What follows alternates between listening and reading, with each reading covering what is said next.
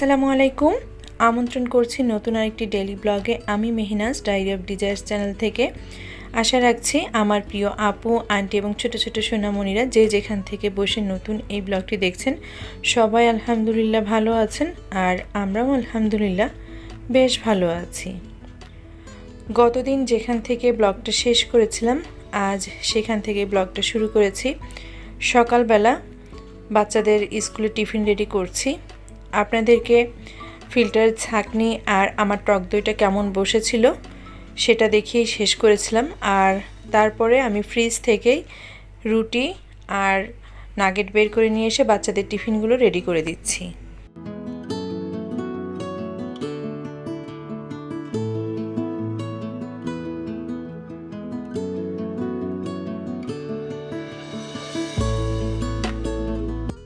গত বৃহস্পতিবার সকাল থেকে আমি সন্ধ্যা বলবো না, রাত পর্যন্ত যা যা করেছিলাম সেইগুলো নিয়েই আজকের ব্লগটা সাজিয়েছি। সংসারে কিছু টুকিটাকি কাজ ছিল, আর সেই সাথে যেহেতু একটু প্ল্যান করেছিলাম যে ডায়েট করব, তো সেই বিষয়ে কাজ করেছিলাম, তো সেগুলোই শেয়ার করছি। মাঝে মধ্যে আমার এমন মনে হয় যে ভয়েস ওভার করতে গেলে কোন কথা বলবো না সেটা ভুলে যাই। আবার মাঝে মধ্যে কিছু কিছু ব্লগে এমন হয় যে টাইম অনেক বেশি, আমি বকবক করতে করতেও টাইমটা কোথা থেকে কোথায় শেষ হয়ে যাচ্ছে সেটাও খেয়াল থাকে না। যেই ব্লগটা শেষ হয়ে যায় তখনই আমার মনে পড়ে যে এই কথাটা তো বলিনি, এই কথাটা তো আমার বলা উচিত ছিল, বা এটা বললে ভালো হতো। তখন আবার আফসোস হয় কেন বললাম না এই কথাটা। তো যাই হোক, আমার একারই কি এরকম মনে হয় নাকি অন্য আপুদের মনে হয় আমি জানি না। তো মাঝে মধ্যে কথা খুঁজে পাই না, আর মাঝে মধ্যে যখন কথা খুঁজে পাই তখন কথা ঝুরিয়ে আর শেষ হতে চায় না, এই হচ্ছে আমার অবস্থা। তো ফ্রোজেন ছোট ছোট 2টা রুটি আমি ভেজে দিয়েছি বাচ্চাদেরকে, আর সাথে এখানে নাগেটগুলো ভেজে দিয়েছি। তো আমার বাচ্চারা স্কুলে যাওয়ার আগে কোনো কিছু খেতে চায় না, তাই একটু রুটিটা দিয়েছি। রুটিটা পাতলা ছোট সাইজেরই হবে। তো চিন্তা করি যে ওদের ফ্রেন্ডদের মাঝে বসলে যদি একটু সবার সাথে তাল মিলিয়ে খেতে পারে তো সেটা আমার জন্য ভালো হবে। আর মায়েরা তো এমনই হয় যে সন্তানেরা পেট ভরে খেলে তখন মায়েদের আত্মা খুব সন্তুষ্ট থাকে।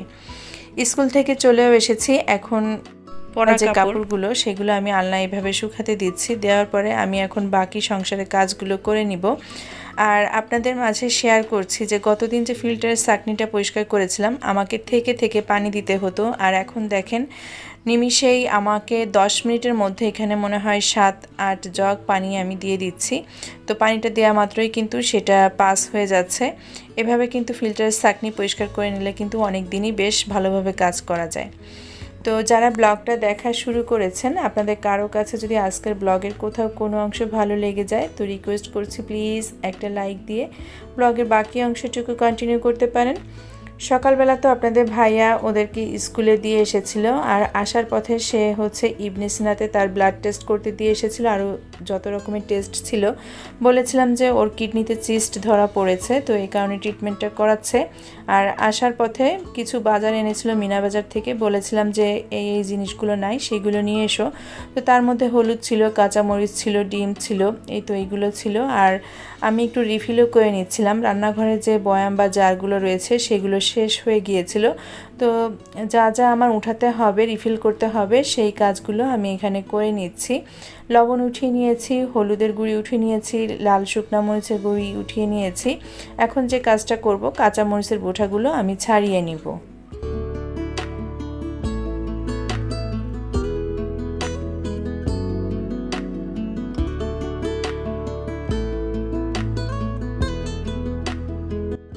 মরিচের বোঁটা ছাড়িয়ে নেওয়া শেষ হলো আমার। এখন বক্সের মুখটা লাগিয়ে রেখে ফ্রিজে রেখে দিচ্ছি। আর টিস্যু দিলাম না, কারণ এই অল্প মরিচগুলো আমার 2-3 দিনে শেষ হয়ে যাবে, এই কারণে টিস্যু পেপারটা দিলাম না।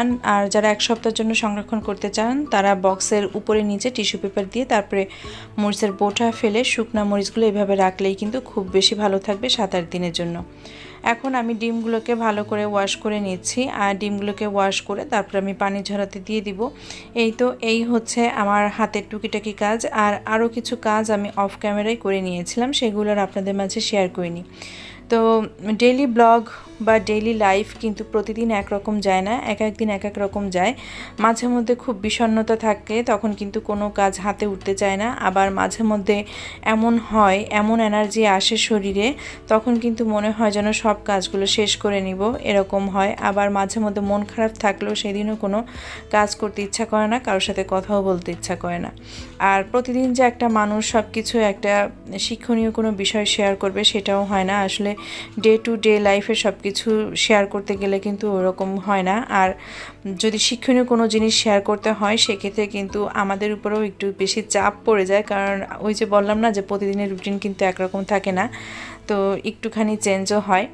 তো আমি গোসল করে এসেছি, এখন যে কাজটা করব, আমার গোসল করতে করতে হঠাৎ করে মনে পড়েছে যে আমি তো সেদিনের 2 রুমের বেডশিটগুলো এখনও ওয়াশ করিনি। আজ বেশ খানিকটা রোদ দেখছি, তো মনে পড়ার পরপরই আমি এখানে ওয়াশিং মেশিনে ডিটারজেন্ট পাউডার দিয়ে আমি মেশিনটাকে রান করে দিচ্ছি। মেশিনটায় এখন বেডশিটগুলো ওয়াশ হবে। আর ওখানে যে ফ্লোরে যে কাপড়গুলো দেখছেন, বাচ্চারা স্কুল থেকে আসার পরে কিছু কাপড় জমা হয়েছে আর ওদের জুতা, তো এইগুলো সব কিছু মিলিয়ে আমি আপাকে ধুতে দেব, হাতে ধুয়ে দিবে আপা। তো এই তো বাচ্চারা খেয়ে নিয়েছে অফ ক্যামেরায়, মাছ ছিল, মাছ ভুনা, ওটা দিয়ে খেয়ে নিয়েছে। আর একটুখানি পান্তা ভাত রয়েছে, তো আমি চিন্তা করছি যে এই পান্তা ভাতটা আমি খাবো। তো তার জন্য আমি একটা বেশি করে মরিচ পেঁয়াজ দিয়ে ডিম ভেজে নিচ্ছি খুব সুন্দর করে। তো ডিম ভাজি দিয়ে পান্তা ভাত কার কার খেতে ভালো লাগে কমেন্ট করে জানাবেন। আমার অনেক ভালো লাগে এবং খুব ইচ্ছা করছিল এভাবে আমি ডিম ভাজি করে পান্তা ভাত খাবো। সাথে কয়েকটা আমি শুকনো মরিচ দিয়ে দিয়েছি। তো একটা কাঁচা পেঁয়াজ কেটে নিব। তো শুকনো মরিচ, কাঁচা পেঁয়াজ আর লবণ দিয়ে ডিম দিয়ে পান্তা ভাত মেখে খুব মজা করে খেয়ে নিব। তো আমার কাছে গরুর মাংস দিয়ে পান্তা ভাত খেতেও কিন্তু অনেক মজা লাগে। আর হচ্ছে যে আলু ভাজিটা দিয়ে খুব মজা লাগে, আর ইলিশ মাছ ভাজি বা যে কোনো মাছ ভাজি হলেই কিন্তু পান্তা ভাতটা খেতে মজা লাগে। আবার অনেকে আলু ভর্তা দিয়েও খেতে পারেন, বাট আমার কাছে আলু ভর্তা দিয়ে অত বেশি ভালো লাগে না। তো এক একজনের রুচি টেস্ট আসলে এক এক রকম। তো আমি যে খেতে বসেছি। তো আজ যদি আপনি প্রথমবারের মতো আমার এই চ্যানেলটা ভিজিট করে থাকেন এবং আজকের ব্লগের কোথাও কোনো অংশ যদি ভালো লেগে যায়, তো রিকোয়েস্ট করছি যে প্লিজ আমার এই চ্যানেলটি সাবস্ক্রাইব করে আমাকে সাপোর্ট করতে পারেন। পাশে থাকা বেল আইকনের অল অপশনটি সিলেক্ট করে দিতে হবে, এতে করে নোটিফিকেশনে আমার চ্যানেলের নিত্য নতুন লাইফস্টাইলগুলো ব্লগগুলো পৌঁছে যাবে, চাইলেই আপনি দেখে নিতে পারবেন। এত মজা করে ভাতগুলো মেখেছিলাম কি বলবো। দুপুরবেলা তো পান্তা ভাত খাচ্ছি, যেই গরম পড়েছে সাথে এত মজার পান্তা ভাত। তো আমি যে পেঁয়াজ, ডিম আর যে মরিচগুলো দেখছেন পুরোটাই শেষ করেছিলাম।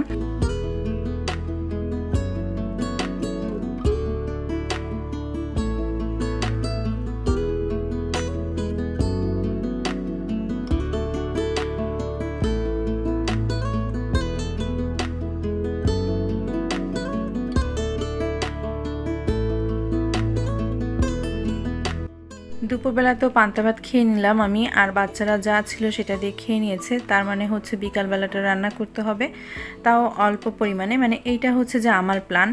তো আমি খেয়ে দিয়ে এই যে আমার বেডরুমে এসেছি, আর এর ভিতরে আপা এসেছে। তো আপা বলছে যে আপা আজ আপনার বেডরুমের জানালাটা সুন্দর করে পরিষ্কার করে দিই।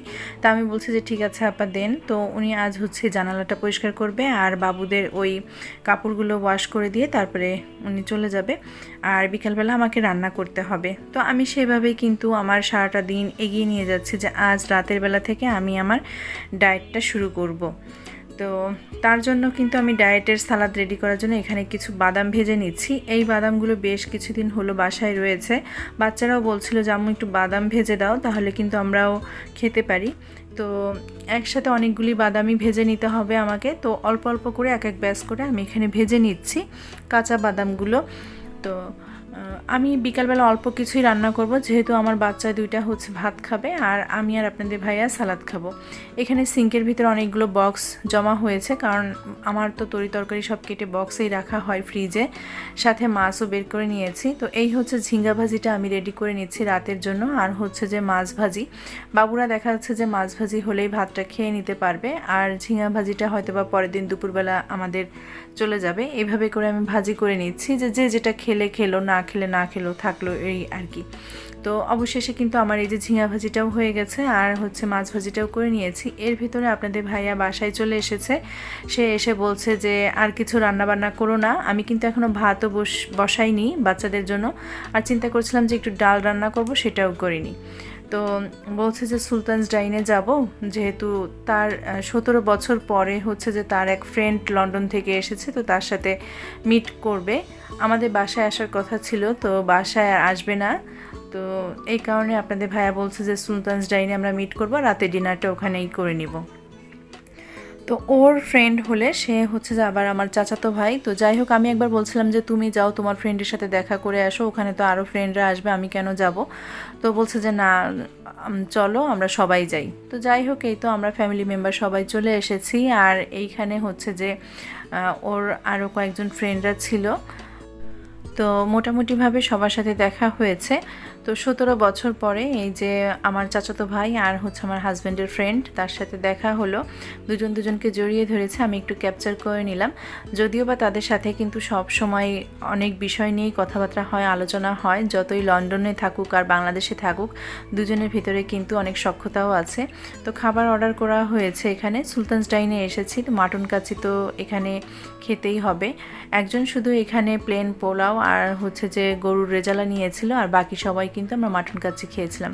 তো খেতে বসেছি আমরা, আর আমি এখন সুভার ওয়াসিফকে একটু সার্ভ করে দিচ্ছি। তো দেখেন আমার কপালটা কেমন, যে সারাদিন আমি যে চিন্তা করে যে কাজকর্ম করে এগিয়ে নিয়ে এসেছি, রাতের বেলা কিন্তু সব কিছু পণ্ড হয়ে গেল। দুপুরবেলা পান্তা ভাত খেয়েছি, আর রাতের বেলা ডায়েট করব বিধায় আমি সালাদের জন্য প্রস্তুতি নিচ্ছিলাম, সেখান থেকে ডায়েট থেকে ডাইনে চলে এসেছি।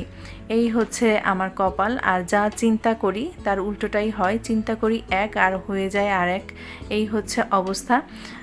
তো কিছু করার নাই আসলে, আমাদের রুজি যেখানে লেখা থাকে, যেভাবেই থাকে, আমরা সেখানেই কিন্তু যাই বা খাওয়া দাওয়া করি, যেটাই করি না কেন। মহান আল্লাহ তাআলার প্ল্যানের উপরে আসলে কোনো প্ল্যান নাই, উনি চেয়েছেন যে আমাদের রাতের খাবারটা এখানে হবে, তাই হয়েছে, এই আর কি।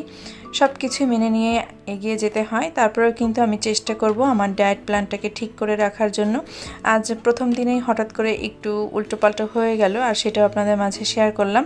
তো যাই হোক, আমি ব্লগের শেষ প্রান্তে চলে এসেছি, দেখা হবে নেক্সট কোনো ব্লগে। সে পর্যন্ত সবাই অনেক বেশি ভালো থাকবেন, আমাদের জন্য দোয়া রাখবেন, বিশেষ করে আপনাদের ভাইয়ার জন্য, ও যেন তাড়াতাড়ি সুস্থ হয়ে যায়। আল্লাহ হাফেজ, আসসালামু আলাইকুম।